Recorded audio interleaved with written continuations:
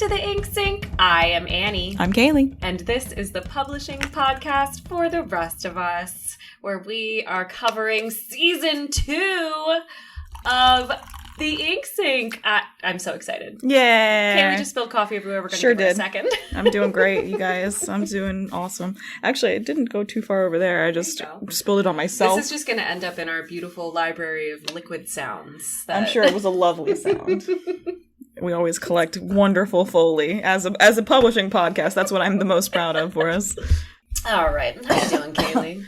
I'm getting over being sick. Yeah. I feel like we're all going through it right now, but holidays did it to me. I got sick. My grandmother got sick. Yeah, everybody's we're sick too from yeah, COVID. You got sick.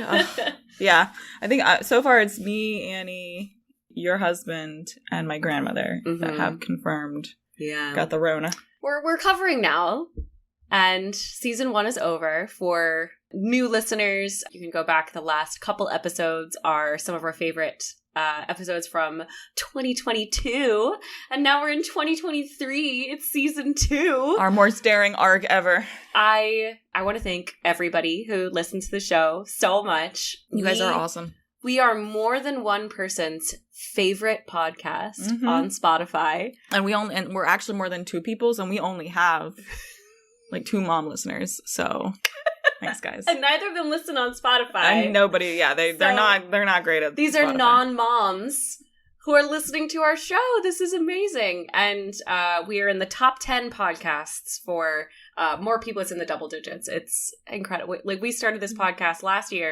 last January, and now we have favorite That's show. so cute. It's so sweet. Thank you guys so much.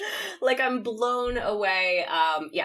Thank you guys. We started this because we love this shit, and now we have supporters. It's a very silly niche topic. Help us. So thank you so much for your interest. We love you guys. Season 2, it's gonna be lit. Yes. We're gonna start it off good. For season 2, anything that you want to hear about, let us know. You can email us, inksyncpodcast@gmail.com. You can reach out to us on Twitter at the Inksync Podcast. We're on Instagram at the Inksync Podcast. You can send us smoke signals. Yep. We accept those. So please don't set things on fire outside of our house. Yeah, I mean, so maybe we shouldn't commit arson. We accept arson. We just don't encourage arson. Yeah, legally we are not responsible in case anybody. That's right. In case it comes up later. Oh man, this is also our first Ink Sync field trip. We're recording this from a hotel room. Dun dun dun. Yeah, it's a fun experiment. Annie had an adventure getting our setup. Yep. Together. We are using ill-fitting equipment, but you know what? We're gonna make it work. All right, so we are going to start season 2 off with a bang. Ayy.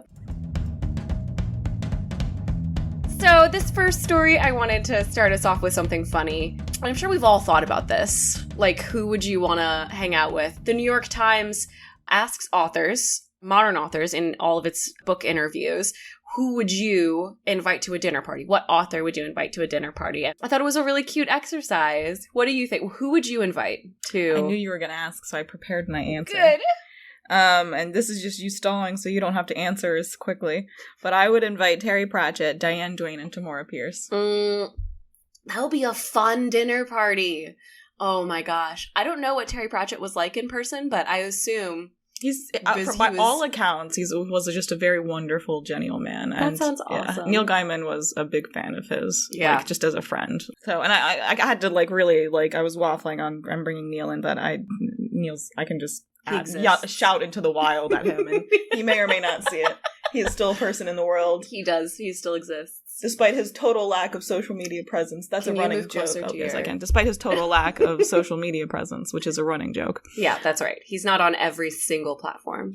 Oh, there was the New York Times or some channel, I can't remember exactly what it was, some media outlet was like, despite his lack of social media presence, like, as he was, like, actively involved in everyone, and basically, it's just really funny. He's everywhere. And a huge Tumblr presence, too. Yeah, Tumblr, Twitter, he talks to people everywhere. Yeah, he's a very social man. Anyway, so, you didn't put Neil Gaiman, he was on your, like, he's on my short list, just not the top list. What about you, Annie? Who'd you bring? So, I agree that I think Oscar Wilde would be a super fun person to party with.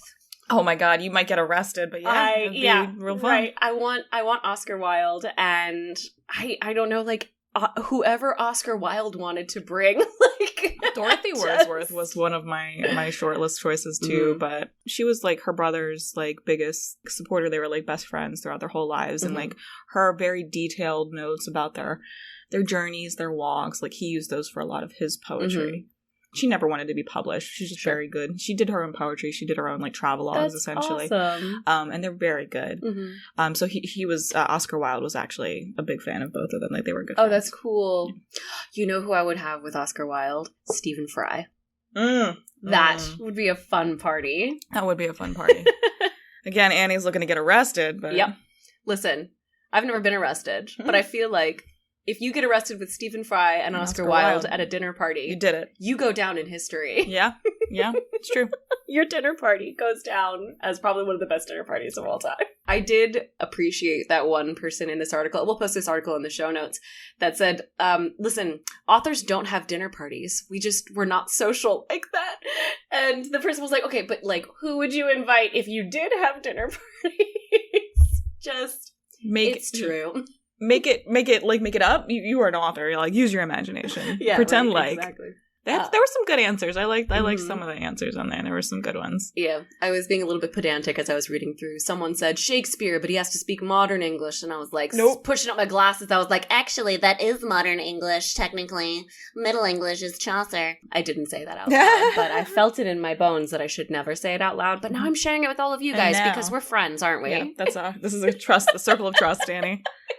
Don't judge me as I push my glasses up my nose. Well, actually. Yeah. So you guys are going to be hearing this probably in February. We are recording it in January. So we are getting a lot of the year-end roundups on our newsfeed. And we're going to get kind of meta on this. So talk a lot about the books and the book industry. And there was a ton to talk about this year. Lit Hub rounded up the biggest literary stories of the year. We covered many of them. The plight of the libraries, the Penguin Random House, Simon and Schuster failed mergers. We covered the book bans. We'll be covering the HarperCollins union later in this very episode. But we haven't covered some of these. We did record a small piece on Salman Rushdie getting attacked, but we haven't actually released that. So for those who don't know, Salman Rushdie was a radical writer. He made a lot of people angry, and he was stabbed at a literary event. We don't know much about the event itself, but we know he did survive. He's alive. He's still recovering. Yeah. And of course, our hearts go out to him. We didn't really talk about Book Talk and the Colleen Hoover, the cohort. I'd never heard of this lady. Annie, you're so much more active on Book Talk. Yeah, so this is a real thing. Book Talk loves Colleen Hoover. It's just, she's a romance writer, and it's good stuff. I mean, it's, fine. It's not particularly my cup of tea. That's not my favorite genre, but, it's good. Sure. The Book Talk's users, I wrote, disproportionately seem to love Colleen Hoover in my notes. Somebody's gonna come for you. Yeah, right. Disproportionate. What does that mean? What are you implying? She released the book It Starts With Us this year, and it became one of the most pre-ordered books of all time. I saw that. That was fascinating. Yeah, almost 1 million pre-orders, which is insane. That's bonkers. Yeah. Another one that made this list was Wordle. Yeah, I saw that. I didn't realize that some like little Welsh dude was just like, here you go, my dear, and like made a little Wordle game for his person. That's so cute. And then just released it. And then it went viral. Yeah. That's cute as shit. It's super adorable. We were playing Wordle in the car on the way back from a trip recently. Oh, yeah. Alex is everyone obsessed. In the car, very engaged. Alex, on the phone, stewing over it until I told him we figured it out. And then he downloaded it and did all of the month's Wordles. That's amazing. He downloaded it. I love that. Oh, yeah. So it's a daily game. For those of you who have never been on Wordle, it's a daily game. I play it probably every day. I'm one of those super lame people who starts my day with the crossword and like little puzzles and stuff. Sorry, I'm like 90 years old. But I love it. Which I thought was, I actually wouldn't have put that in publishing news, but LitHub did. So we're talking about it, everybody. And it makes me happy, so I'm happy to talk about it. Yeah, no, I mean, there's nothing wrong with that. It's cute as shit. Yeah. Another thing that we didn't really talk about on the show was the plagiarism story. Capital P, capital S. We talked to some plagiarism stories, but there were a few in here that, yeah. Yeah, the one that they called out, kind of a very Schadenfreude story, an author who plagiarized in their book, also plagiarized in their apology. Yeah, that was comical. Like, why? Yeah. What? You don't think that people are going to run it through a text checker? Like, are you serious? It published, especially because she was apologizing for plagiarism. Like, what are you talking about? Yeah. You dum-dum. What an idiot. Yeah. Another one that LitHub put in its list that I don't know that I would have put in was Pamela Paul moving from the New York Times book review section, where she was the editor, over to the opinion section, where she is now a columnist. We've covered some of the shuffle of the book editors in our celebration section. We talked about Maris Kreisman taking over the book section at a new publication. Pamela Paul kind of started that when she moved over to the opinion section. She's stirred up some controversy in her opinion pieces, which I didn't super feel was like publishing related, but you know, LitHub is quite bad at her. Yeah, no, definitely seems to have like a vengeance, or at least a bit of a grudge. Yeah, anyway. they're not happy. The last thing that LitHub put in there was that Cormac McCarthy returned to writing 2 new books. Yeah. And apparently has been in progress for like 6 years. Like the book, the Spine Collector never got his stuff apparently. That's somehow. Right. Well, the Spine Collector wouldn't have released it anyway for reasons unknown. I guess we wouldn't have known if they had unless right, exactly. somebody said so. Cormac McCarthy, for those who don't know, wrote the iconic book The Road, and hadn't written for a very, very, very long time, and is now writing new things. Apparently has. They sounded kind of cool. Like, I'm very curious about like how these shake out. They seem very buzzy. We'll see how the reviews come. Yeah. The most consequential story in all that, I think, obviously, is the book bans and the plight of libraries. We are very which we're super biased invested in. And yeah, stop, leave them alone, you bullies. Basically, yeah. Like I mean, we talk all the time about how much we love libraries, and we talk about book bans probably every. I went to a library. I got my engagement photos done at a library, and it's just so good. It just is soul healing. Mm-hmm. Yeah, good There's nothing better than a good librry. It's the smell. Yeah, it's weird. It's a smell. It's being surrounded by books. It's like it's also the way that I've thought about this, like the aura of a library. Mm-hmm. It's not that it's totally quiet. People are still like quietly talking, but like the books help insulate it, so you do feel a little bit cushioned. Yeah, it's like a cushion. It's like a sound cushion, and then also you feel safe because there's also like a physical, not a cushion, but like an embrace, because you're just in the stacks. Like there's just, you can hide in there if you wanted to. If you needed to. If you needed to. There's a grid. You can dodge. Anyway, so libraries are great. And if the bad guys are after you, people should leave them alone. Just that's right. Into the children's section. There's tons of furniture. Home Alone 5. Left at the library. Stuck in the library. They would leave Kevin at a library. They've left him everywhere else. That's true. That's true. Did you see that they did a commercial with the mom from that movie and Kevin Hart? She couldn't find another Kevin. Oh my god. She's just shouting Kevin. Yeah. That's funny. What was the commercial for? Was it like they were in a I genuinely don't even know. I don't have TV. It must have been on Hulu or something. Sure. I can't remember. That's so it's commercials now are so weird because like I'll remember that, but I don't remember what it was for. Yeah, right. Clearly the marketing didn't actually work. Sorry. Many of these stories obviously are still ongoing. We may get more updates. The Penguin Random House Simon & Schuster failed merger is still having fallout. Yeah. Their CEO, the Penguin Random House CEO, just resigned over all that, which a story we got from Shelf Awareness. And Rushdie is still recovering. Book bans are bad. Book bans are bad. Yeah, we'll just land on that. I'm just gonna draw the line. Controversial opinion. Yeah, that's right. Stop banning books. Moving on. So this is kind of a big story, so I've separated it into a couple different sections. Obviously, this is a podcast about books and publishing in general. A lot of the time we're talking about our favorite books, but the business is a business.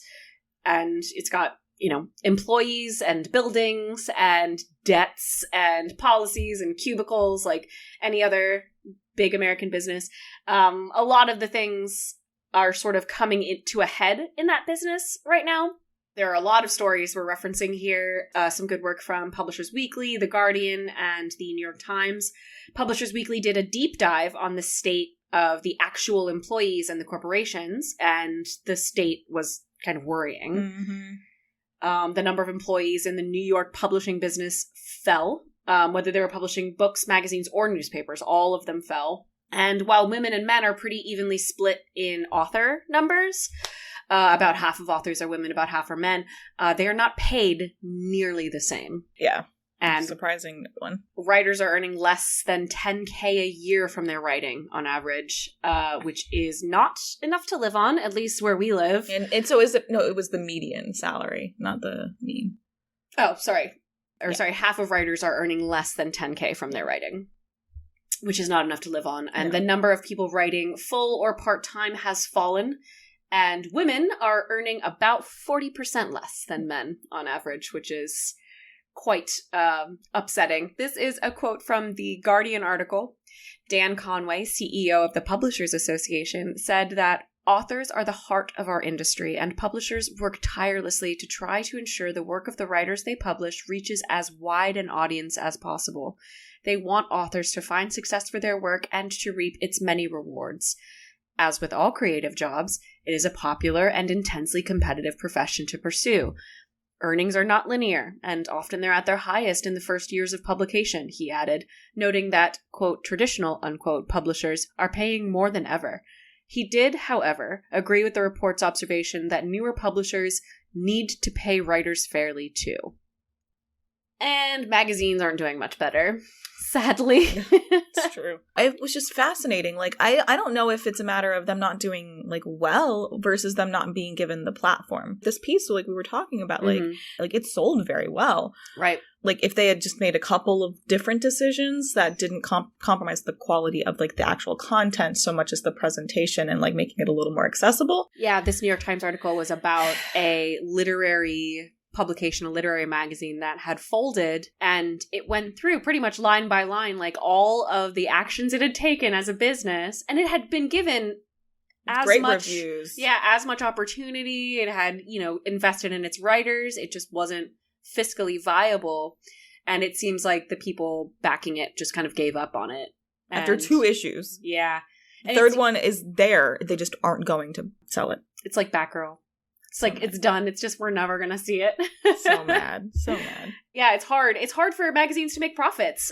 And that is obviously very concerning to, the business people, but also for the writers themselves. Many writers get their start in magazines. Many writers get their start in these smaller periodicals. And when the pool of those smaller periodicals gets smaller, a lot of them are concerned that they won't be able to make professional moves ever. How do you break in when there's no in to break into? That metaphor didn't work, but you nodded, and that made me feel I know. good. How do you break in when there isn't a structure? An in to break into. Yeah, when the structure is not present. That's right. Exactly. Thank you. I was with you. Ultimately, of course, this means that these publishing businesses are out of reach for anyone who can't support themselves long enough. Well, that's it. That is the shakeout, is that, and it's concerning, and it's notably concerning. Right. And it, the authors of these articles are discussing that, which is that it is a rich person's game now. Yeah. And so then it does become a white rich person's game in a lot of the cases. If you come from a lower income background, you don't have the luxury to not be able to make a living wage for an extended period of time to establish yourself as an author, as a writer. Like we said, that was the median was $10,000 a year. That's not enough to live on where we live. I don't know of many places where that is enough to live on. That was like, it was in the United Kingdom, I think, in a world where like their like median or mean was like 30. Yeah. Less than a third of what you would need to subsist. So, it's interesting. And if you can't do that, if you don't have the luxury to be able to say, oh, I'll just live below that level for a while. If you're like, I need to eat, I need to feed my family. Feed my family. Yeah. Then you are almost by definition shut out of this. Yeah, as a professional writer. So it was interesting because like I just saw a question to Neil Gaiman about that. Like when do I give up on my dream of being a writer? And I'm not like, don't give me a bullshit answer, like never, or always strive for your dream. Like I have a family to feed. I need to be able to support myself and I want to give them a good life. And Neil was like, I would never tell you that. Like I would say, get a job that you can stand and write in your free time when you've got it. Just do whatever you can to, feed your creative beast. But like focus on that later when you have that capacity, because it is very difficult to be a writer. And he himself got his start as a journalist. I mean, everybody, again, only the very independently wealthy people. And that's kind of how it's shaking out. Can just do this. And especially because, as I said, these are businesses with buildings and CEOs. Anyone who has a knowledge worker job, which this technically falls into, knows the push and pull that's happening in corporate America right now, where CEOs and admins want everyone to come back into work. And a lot of these businesses are located in New York, meaning they want people to live in New York City. It's insanely expensive. Which is one of the most expensive cities in the world. Was it you were telling me yesterday about like people showing us grocery prices on TikTok in New York right now? In New York right now, again, we're recording this in early January, and there was a viral TikTok that's showing a dozen eggs costing $10. $10 in New York City. That's insane. For a dozen eggs. What? What? I can't. Who? Anyway, so that's when you keep a chicken coop on the building of or the roof of your building. But that compounds everything, because you if you can't afford to live anywhere, you extra can't afford to live in New York. Yeah, not at New York prices. No. Which is and then if so you, frustrating. But if you're like dedicated, they're always like, oh, we want a self-starter. It can very easily lead to exploitation, where your boss is saying, you're lucky to be here. Do you have any idea how many people want to be here? You should be working for this small amount of money.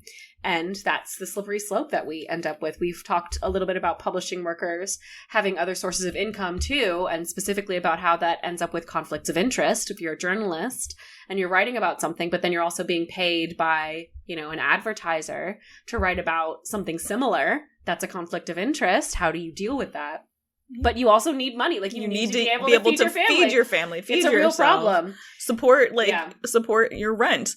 Like it's insane. And it's, what do you mean this person like did some shady stuff? Like, yeah, because you want to be in New York and you want them to be in New York. Anyway. Right, yeah. What a surprise. And it kind of, I was trying to find the right word for what this does to the industry. I think it insulates the industry more than anything else. If the only people who can make the job in this industry work are the ones who are already wealthy, and those workers are probably about to respond to specifically news stories or book stories or magazine articles that will fit with their cultural experiences more than any others, that would lead to excluding diverse voices both in the business and in the product. So it's insulating it from everything. And that's something that they observed. Like they're talking about many of these. Well, obviously, we're going to put all of these in the show notes. It's kind of a big topic, but I'll have all of these for you in the show notes. But that was something that was brought up in every single one of these articles. Yeah, and like the fact that, especially in like the UK publishing industry, that one article was discussing about how like women specifically, and then women of color extra specifically, are 40% less represented. Like easily 40% less represented, and then making less money and making less money. And it's absurd. They make up, half of our population are women, and like it's all connected because you're not approaching these stories. Well, then you're also losing the readers, and then you're just like, what do you mean I don't have readers? Like, you could open up like 20% of your population that might be interested in buying this shit from you if you actually presented them stuff that they cared about. Like, you're losing market shares, and then you're talking about like the money like it's a mystery, like it's a puzzle game or something that you don't know the rules to. I'm like, no, you know the rules, you just don't like them. Yeah.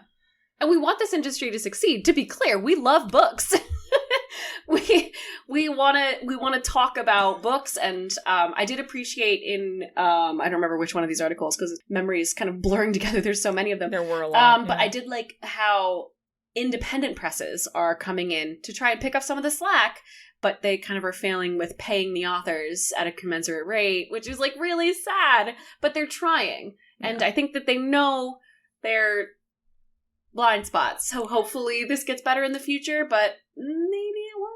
I don't know. We're about to talk about the strike, so you'll see that. Yep, there's a couple. There's like, I think it's just like people have just taken it back up, like taken up the standard again of like that one article, like we're seeing strikes again for the first time in 20 years, basically, like on a wide scale basis. Yeah, so all of what we have talked about kind of leads us into this next story. Obviously, you can find this in a lot of places. You can look on the New York Times, on Twitter, but this specific one that I'm going to link in the show notes is from the New York Times.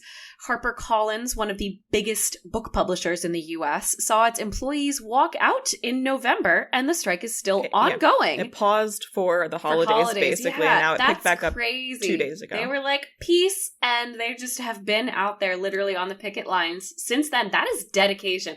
Feel how you're going to feel about strikes in general. That is dedication. I just want you guys to remember, it's warm now, but it was not warm like 4 weeks ago. It was frigid, in fact. Like, we had issues, like massive temperature, and they were out there. Yeah. They have said that they want higher pay and family leave, which seems reasonable. They also say that they're striking for respect. This is a quote from the New York Times article. "This is bigger than our paychecks. This is about trying to make change in an industry that we think is broken," said Laura Harshberger, a senior production editor with HarperCollins Children's Books Division and the union chair, who was at the protest. "This fight has been focused on trying to make publishing a more diverse and equitable place that reflects our values and the books that we make," unquote. Again, this is still ongoing, so we don't know where it will land. Apparently, the union company contract thing ended in April, so they've actually been working outside of their contract for a while.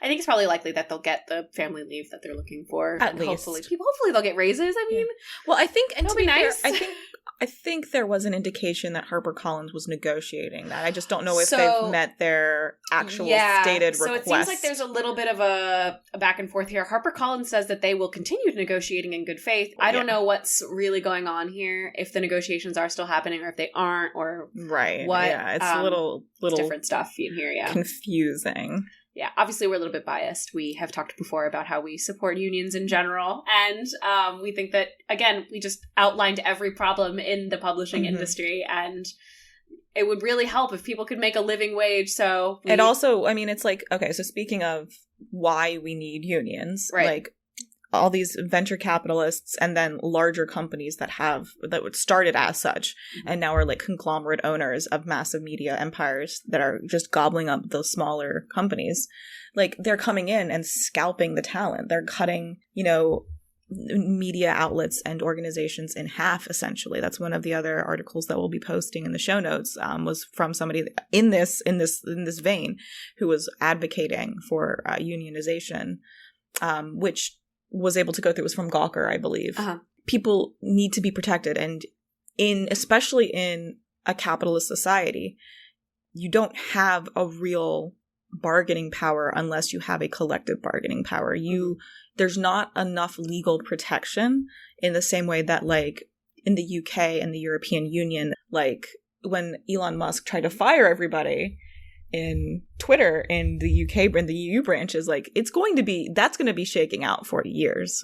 Like, I didn't even think about that. But it's illegal. Like, it's not legal for them to behave in that manner. So, like, I'm not exactly sure. Like, he drained so much money. Yeah. Like, just even if he's just going to pay off whatever the salaries would have been. Right. The severance. Oh my God. Yeah. Whatever those options are, like, it's going to be massive. But, like, those people are at least nominally protected. We don't have that. So the only protection that you have as a worker, mm-hmm. especially in a right to work state, is collective bargaining. While we're on this topic, I just want to say we have been accused of being socialists mm-hmm. on this show before. We are not socialists. I don't think that HarperCollins should be owned by the government. I think that that's ridiculous. But if in a capitalist system, the workers want something and management is not giving it to them, the workers then strike. That is a market move. Yep. So I feel like, honestly, striking is capitalistic more than socialistic, but I agree. I don't think that the publishing industry would benefit from nationalization. I just think that people deserve to make a living wage.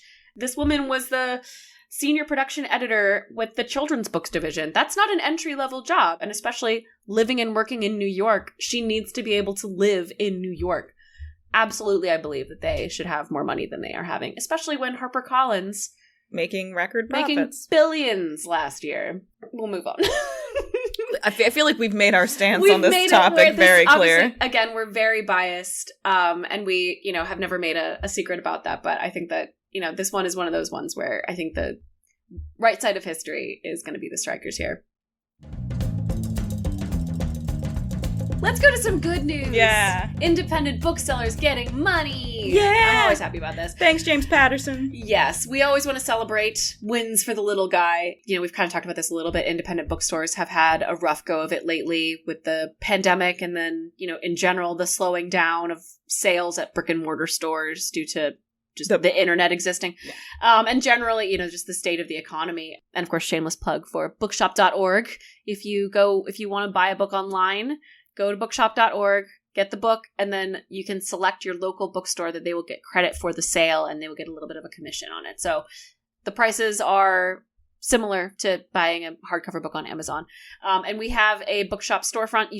I'll put that link in the show notes. You can, if you buy something through one of our links, we get a very small commission, but if you select the bookstore will get much more of a commission. So always select a bookstore.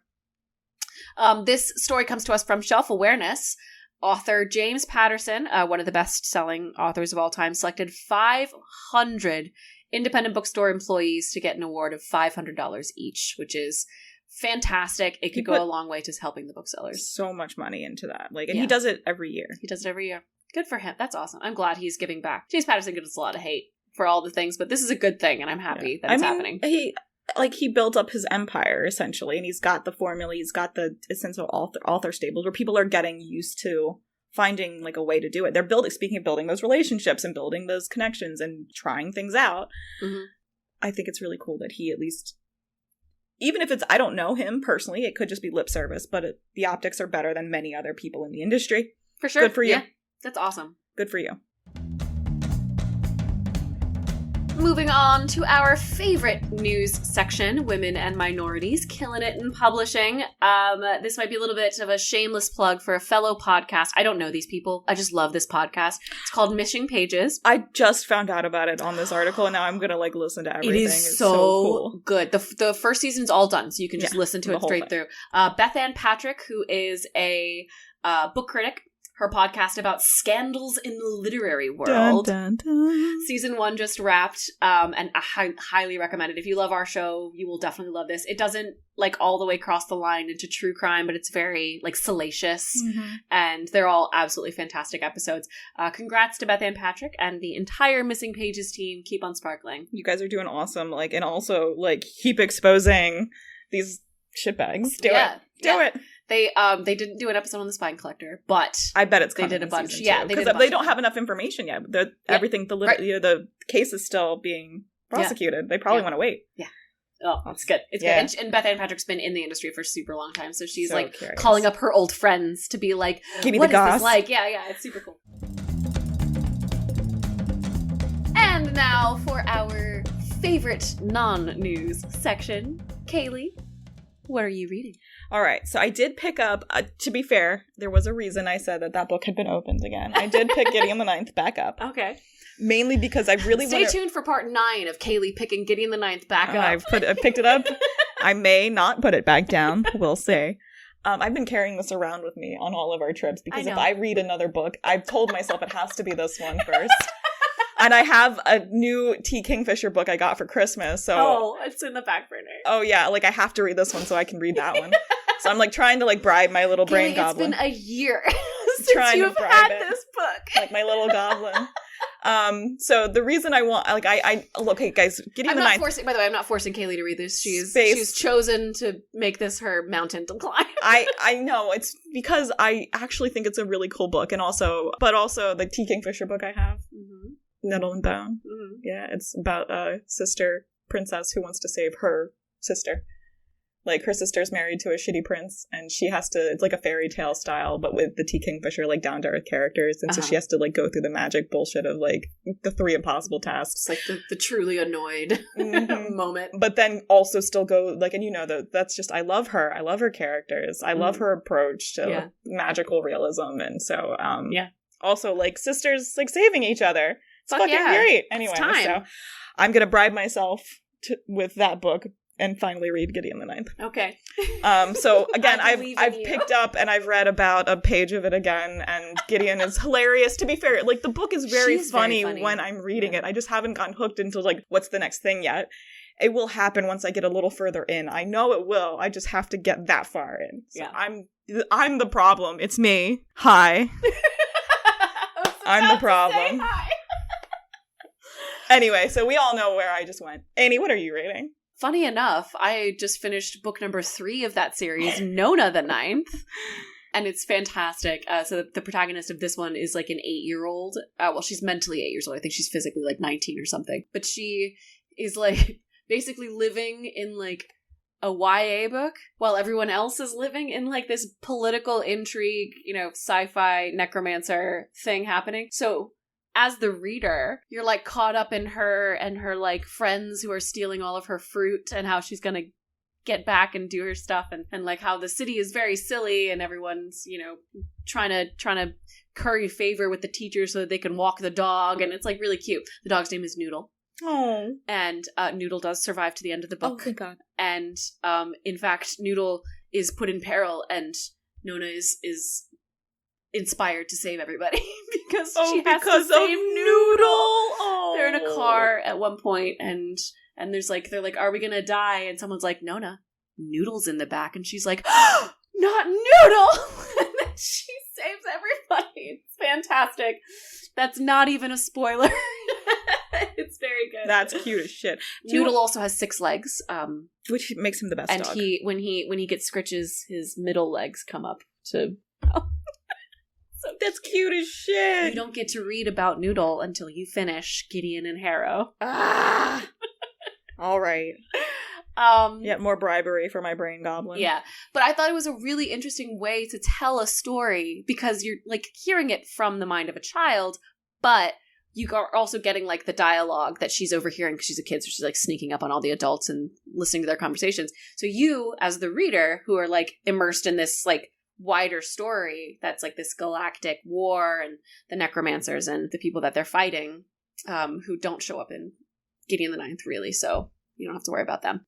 It like you're getting that story as well, but then like the emotional moments for Nona are, can I walk Noodle, please? And how can I clean the board today while this weird kid Kevin is sleeping on me? Like, it's really cute. They roast Kevin constantly. It's like, damn it, like, Kevin. I'm not a liar. I'm not Kevin. And I'm like, what did Kevin do? Why is everybody so mad at Kevin? There's a prologue we didn't get about no idea Kevin about being Kevin. a shitbag.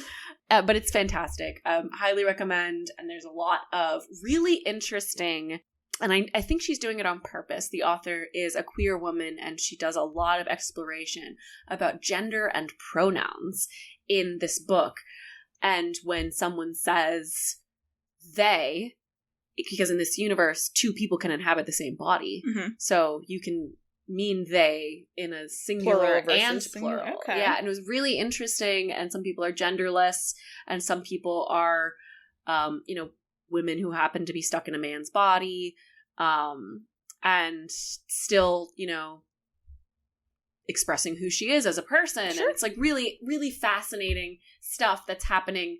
And Nona's like 8 and just wants to walk Noodle. and is really bad at lying and would prefer if everyone would stop using bad words all the time because she's a teacher's aide, so she has to be the one in charge and has to tell people to stop cursing all the time. And it's very frustrating. That's cute. I like it. It's really cute. Highly recommend. So that's the third book. The fourth book, I believe, is coming out, and they said that this is probably going to be the last one. And they set up all of the books end on a cliffhanger. Sorry, heads up. All the books end up on a cliffhanger. So this one is setting up the fourth book, and I am so excited for that one to come. I love it. And then you're going to read The Lies of Locke Lamora. I have Swordheart. Also, I have that is true. I've loaned you that one, but the other one is a series I've been talking about for Lies of Locke 3 years. Yeah, The Gentleman Bastard sequence. Yes, that's in my Kindle library. I will absolutely read it. You have to read the first one to get to the Red Seas Under Red Skies, which is the pirate one. Okay, which is the lady pirate one.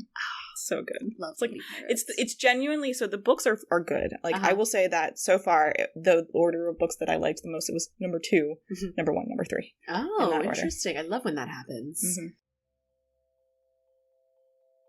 Kaylee. Annie. Do you have a Kaylee coda for us for this episode? Don't be a bully, especially to libraries. Don't punch down, guys, like in general. Not complicated. If something isn't available elsewhere, like, don't take it away from poor people. Please, stop.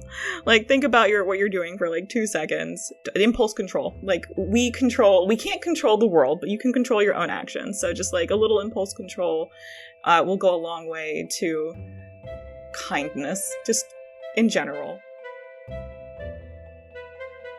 Thanks for listening to the Ink Sync. I have been Annie. I'm Kaylee. You can find us on Twitter, Instagram, Anchor, Spotify, all the major podcast places and social media places. We have sponsorships available if you want to sponsor us for as low as 99 cents a month. Thanks, Abby. And thanks, Abby. We will see you next time.